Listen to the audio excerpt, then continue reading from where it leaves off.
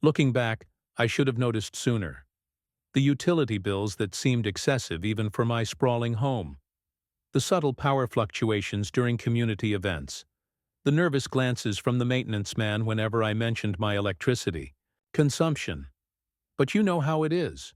We're all too busy grinding through our daily lives to notice the slow-motion robbery happening right under our noses, until suddenly, you can't ignore it anymore.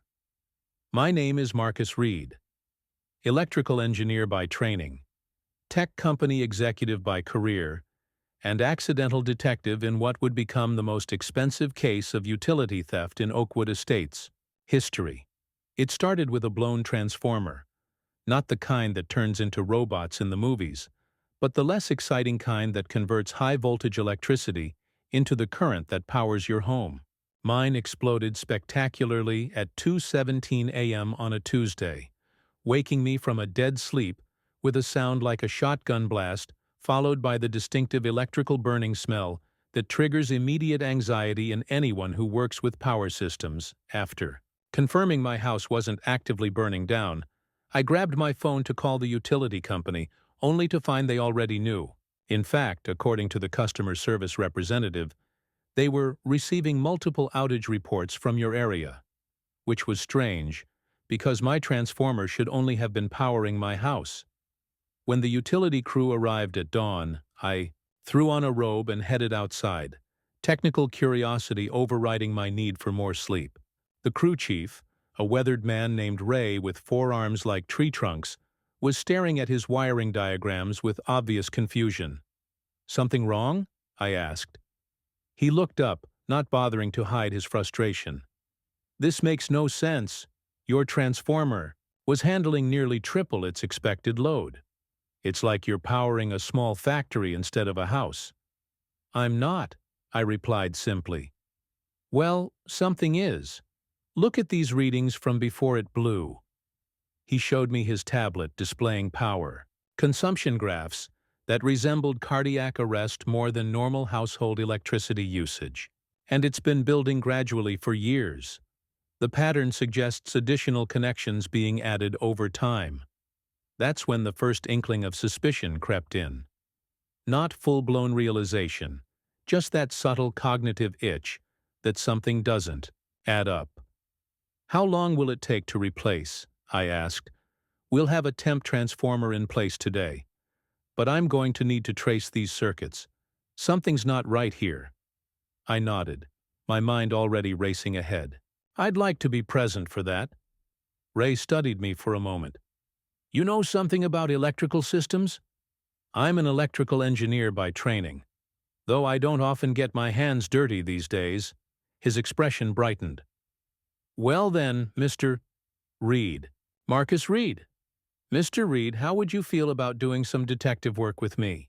That question would end up costing the Oakwood Estates Homeowners Association precisely $4,387,721.14. "This is completely unauthorized." Victoria Hargrove, the HOA president, stood in my driveway later that morning, arms crossed over her tailored blazer, watching as Ray and his crew opened junction boxes. "You need board approval for any external work." I smiled pleasantly. "Actually, Victoria, I don't. This is utility company work on their equipment responding to a critical failure. They don't need HOA permission to restore service." "They seem to be doing more than repairs," she observed, eyes narrowing at the growing diagram Ray was creating, tracing power lines that shouldn't exist. "Just being thorough," I replied. "I'd think the association would appreciate attention to safety details." Something flickered across her face. Barely perceptible unless you were looking for it. Concern, maybe even fear. Well, keep the disruption to a minimum. We have standards in Oakwood Estates. She checked her watch with exaggerated impatience. "I expect this mess to be cleaned up by the garden club luncheon tomorrow." As she walked away, Ray sidled up beside me. "Pleasant woman," he muttered sarcastically. "She gets worse," I assured him. "Find anything interesting?" His expression turned serious. "Oh yeah, Someone's tapped into your transformer to power auxiliary circuits. Professional work too, not some amateur hack job. Commercial-grade wiring running underground toward...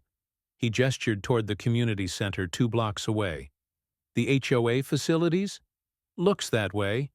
We'll need to keep tracing, but based on the load patterns, I'm guessing the clubhouse, pool equipment, landscape lighting, security system, possibly more. I felt a surge of indignation, quickly replaced by calculated interest.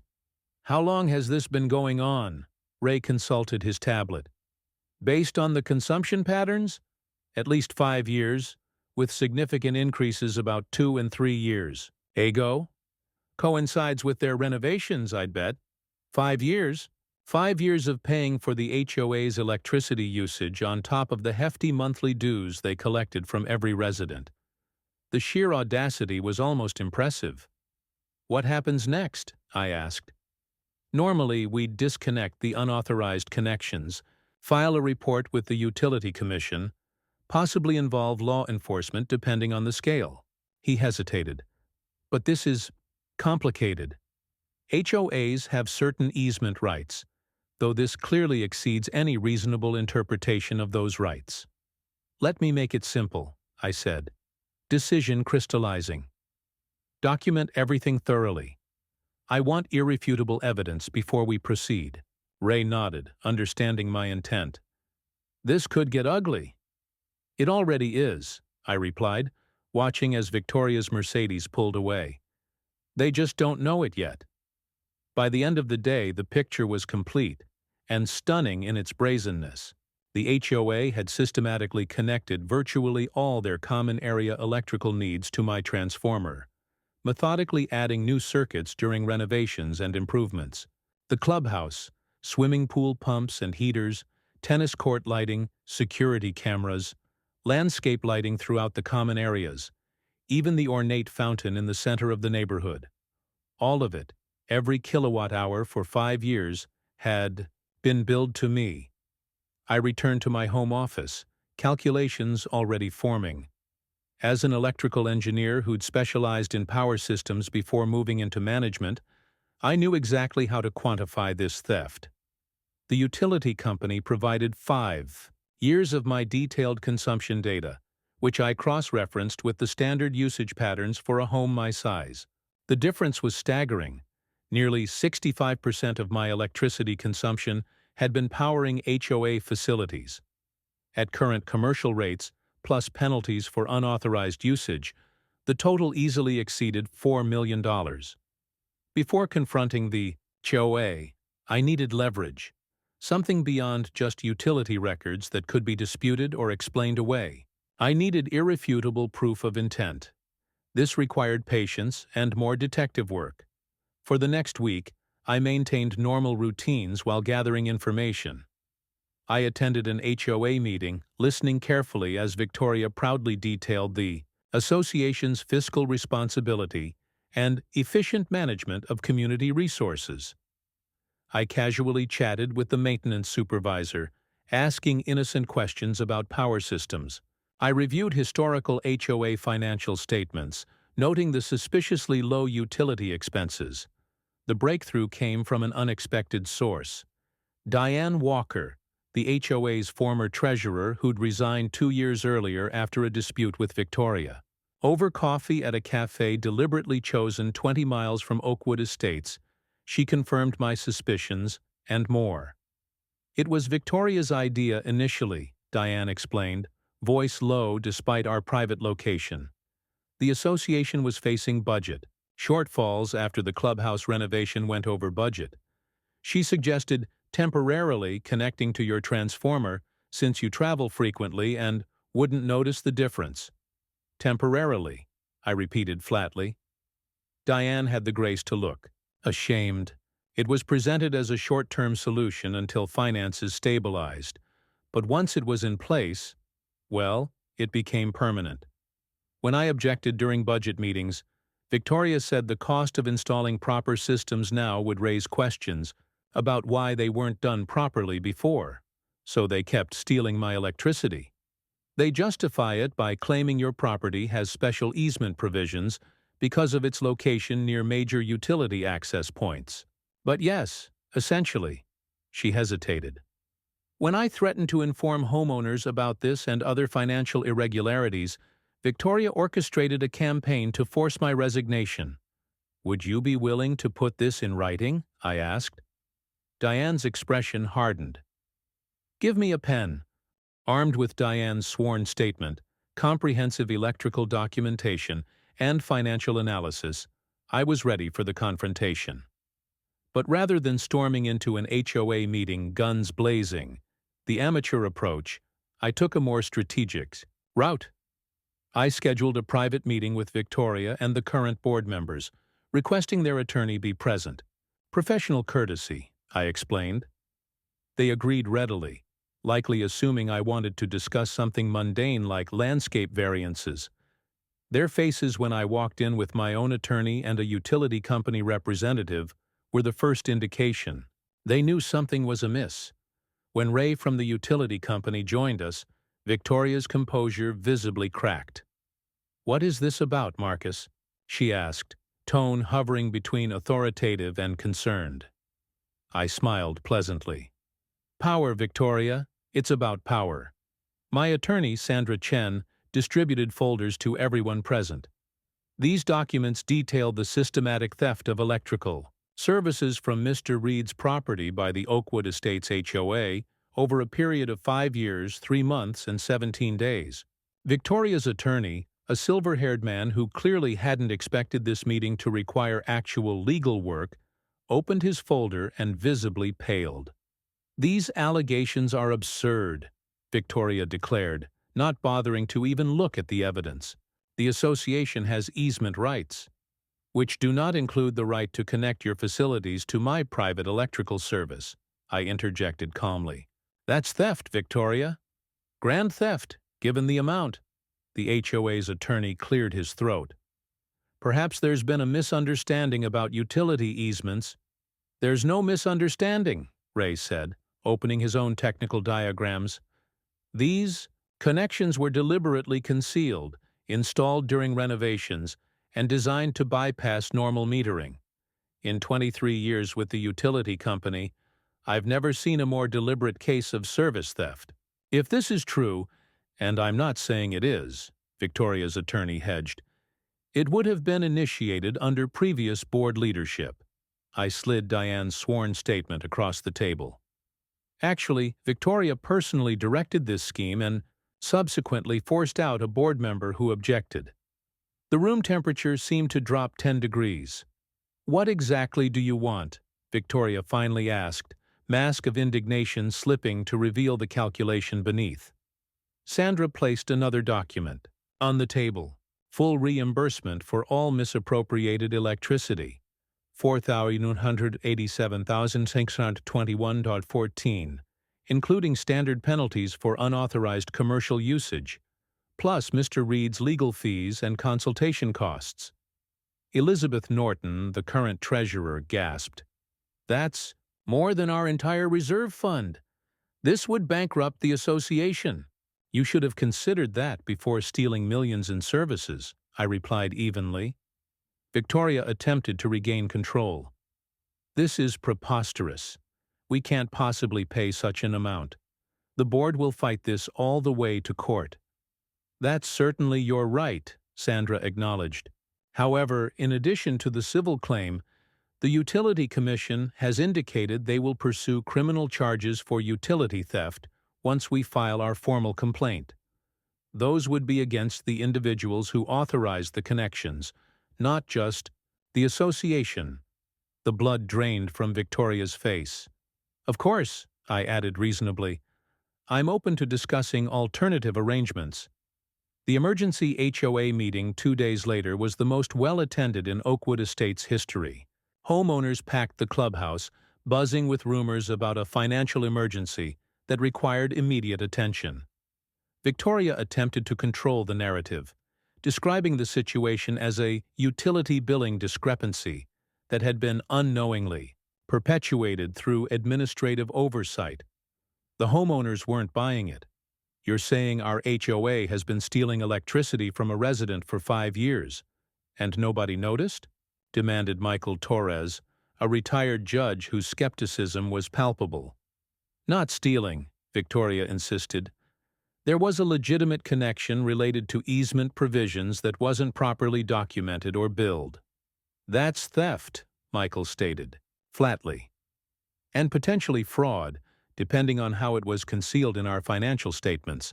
The meeting devolved into chaos as homeowners realized the implications. Either a massive special assessment to pay the claim, or lengthy litigation that would drain their reserves and likely end with paying anyway, plus additional legal costs. Elizabeth Norton, visibly stressed, presented the financial options: a one-time special assessment of approximately $12,000 per household, or a payment plan that would increase monthly dues by 60% for the next decade. The eruption of anger was predictable. Shouts about mismanagement, demands for resignations, threats of individual lawsuits against board members. Through it all, I sat quietly in the back, watching the community come to terms with their leadership's betrayal. I hadn't wanted to bankrupt my neighbors, most of whom were completely unaware of the theft. My issue was with Victoria and her enabling board members, not the innocent homeowners caught in the fallout. When Victoria finally acknowledged my presence and grudgingly invited me to speak, I approached the podium calmly. "I understand your anger," I began. "You trusted your board to act ethically and legally. That trust was violated, not just mine as the victim of direct theft, but all of yours as members of this association." The room quieted, attention focused. "I have no interest in financially devastating my neighbors for actions taken without their knowledge, so I'm proposing an alternative solution." I outlined my offer. I would accept a much smaller financial settlement, covering my actual electricity costs plus reasonable compensation, in exchange for significant governance reforms within the HOA. These included term limits for board members, transparent financial practices with regular independent audits, and a new requirement that major decisions be put to community vote, rather than decided by the board alone. Most crucially, Victoria and any board members who had knowingly participated in the scheme would resign immediately and be barred from future HOA leadership positions. "This isn't just about money," I explained. "It's about ensuring that what happened to me can't happen to anyone else in Oakwood Estates. The system that allowed this theft must be reformed." The proposal received immediate support from homeowners, relieved to avoid financial catastrophe. Victoria and her allies protested, of course, claiming the demands were punitive and excessive. "Let's put it to a vote," Michael Torres suggested. "Ms. Hargrove's way with massive assessments and likely criminal investigations, or Mr. Reed's way with reasonable payment and governance reforms." The vote wasn't even close. The aftermath unfolded rapidly. Victoria resigned that night, along with 3 other board members implicated in the scheme. The remaining board members, eager to demonstrate new transparency, immediately initiated the governance reforms I'd proposed. The financial settlement was reasonable, $18,000 to cover my actual electricity costs, plus $50,000 for legal fees and consultation. Far less than the full amount I could have demanded, but enough to make the point while allowing the community to heal. The utility company installed proper metering for all HOA facilities, ensuring they would pay for their own power moving forward. They also implemented new safeguards to detect unusual consumption patterns that might indicate similar theft. As for Victoria, the final humiliation came not from me, but from her peers. The scandal made local headlines, and she soon found herself ostracized from the social circles she'd once dominated.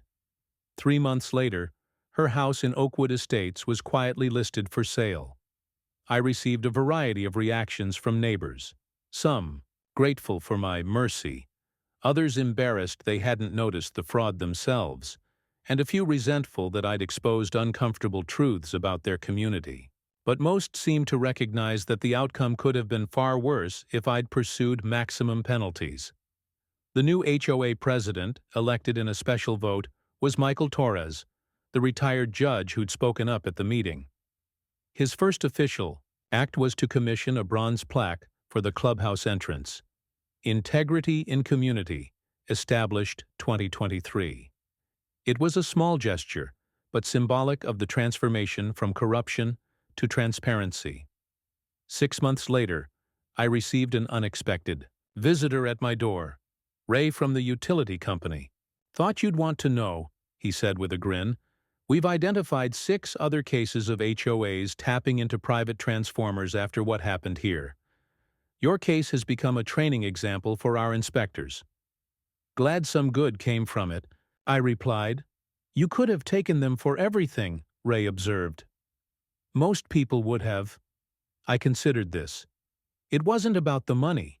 It was about correcting an injustice without creating another one. After Ray left, I walked through my house, noting the subtle difference in how it felt now. The lights seemed a little brighter, the air a little clearer, not because of any physical change, but because of what had been resolved. The power imbalance had been corrected, in more ways than one. In the end, the most valuable thing I gained wasn't the financial settlement or even the satisfaction of exposing Victoria's scheme. It was the reminder that systems only work when people hold them accountable, and that sometimes the most effective response to wrongdoing isn't maximum punishment, but meaningful reform.